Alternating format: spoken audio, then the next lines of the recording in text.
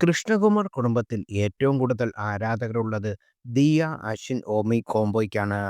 മകൾ, ഭാര്യ, അമ്മ റോഡുകളിൽ സിന്ധുവിനെ പോലെ തന്നെ തിളങ്ങാൻ ദിയയ്ക്കും സാധിക്കുന്നുണ്ട്.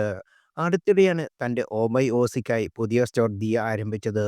ഇപ്പോഴിതാ ഓബൈ ഓസിയിലെ ഒരു ദിവസം എങ്ങനെയാണെന്ന് വ്ലോഗിലൂടെ കാണിച്ചു തരികയും ദിയയും അശ്വിനും. ഓബൈ ഓസി തുടങ്ങിയതിനു ശേഷം ഡൈ ഇൻ മൈ ലൈഫ് ചെയ്തിട്ടില്ല.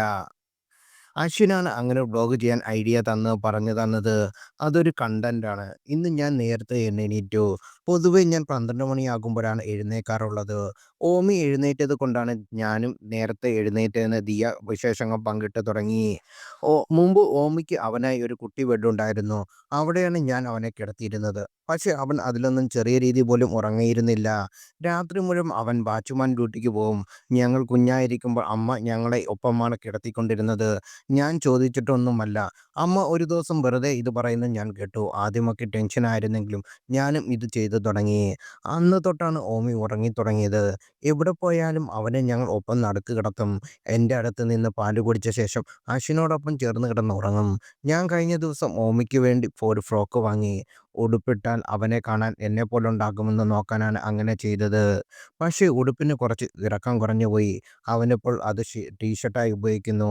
ഫ്രോക്ക് ഇട്ടിട്ടും അവന് പെണ്ണിന്റെ ലുക്ക് വരുന്നില്ല എന്ന് ദിയ പറഞ്ഞു.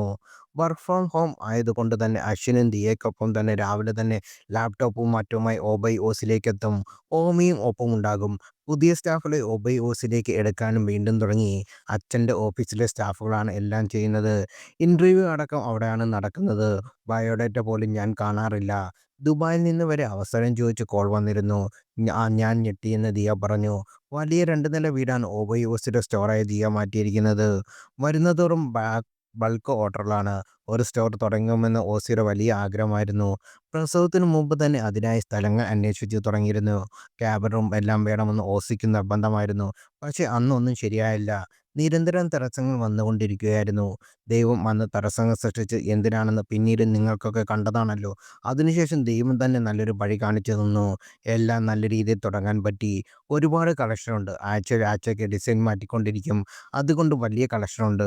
ഓസിയുടെ ബിസിനസ് ഇത് മാത്രമാണെന്ന് അശ്വിൻ പറയുന്നു. ഓമി വളരെ അനുഗ്രഹീതനായി എനിക്ക് തോന്നിയിട്ടുണ്ട്. ഓമി സത്യത്തിൽ എനിക്ക് വേണ്ടി നന്ദി പറയാൻ. ഞാൻ വന്ന് ദിയെ വളച്ചില്ലായിരുന്നെങ്കിൽ അവന് ഈ സൗഭാഗ്യങ്ങളൊന്നും കിട്ടില്ലായിരുന്നു. അവസാനം ഓമി പറയും അമ്മയാണ് കിടിലം. അച്ഛനെ കൊണ്ട് ഒരു പ്രയോജനമില്ലെന്ന്. പക്ഷെ ഇതൊന്നും ഞാൻ ഒരിക്കലും മറക്കരുത്. അശ്വിൻ്റെ രസകരമായ സംസാരം കേട്ട് ദിയയെ ഓമ്യം ചിരിക്കുന്നതും വീഡിയോയിൽ കാണാം. 5 വർഷത്തെ ദിയയുടെ അധ്വാനമാണ് ഇന്ന് ഏറെ കസ്റ്റമറുള്ള ഒബൈ ഓസി.